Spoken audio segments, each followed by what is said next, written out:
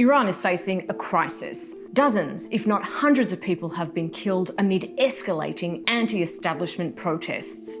Video has emerged of families trying to identify their loved ones at a morgue. There are competing claims over whether the victims are civilians or members of the Basij militia and other security services. We're getting these videos despite a 4-day state-imposed internet blackout that Iran is now promising to lift. Let me try to unpack what's going on. These protests didn't come out of nowhere. They've been building since traders at Tehran's Grand Bazaar went on strike on December 28, angry at the country's volatile currency and soaring inflation rate. But other people started to join in, and on January 8, things exploded.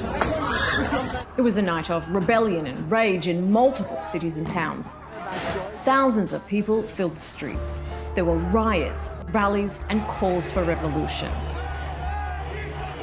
Security forces opened fire on people in multiple cities. A US-based human rights group says 490 civilians, including a 3-year-old girl from Kermanshah, have been killed, while Iranian officials say more than 100 security personnel have also been killed.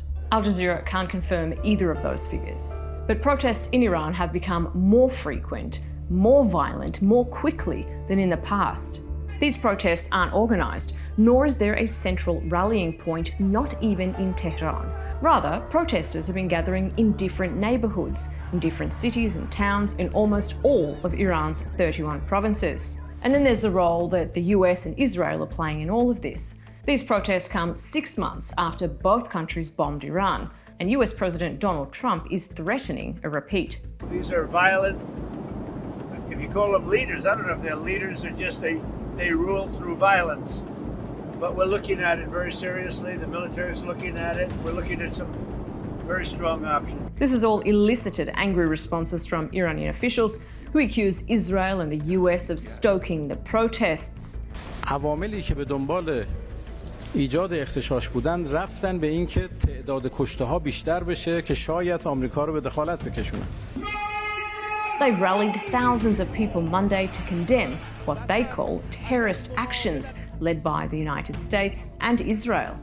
As for Iran's president, he's trying to calm the situation. Masoud Pezeshkian has announced economic reforms and said protesters have the right to voice their dissatisfaction. But as analysts point out, Iran hasn't faced a domestic uprising and an international crisis at this level at the same time in almost 5 decades.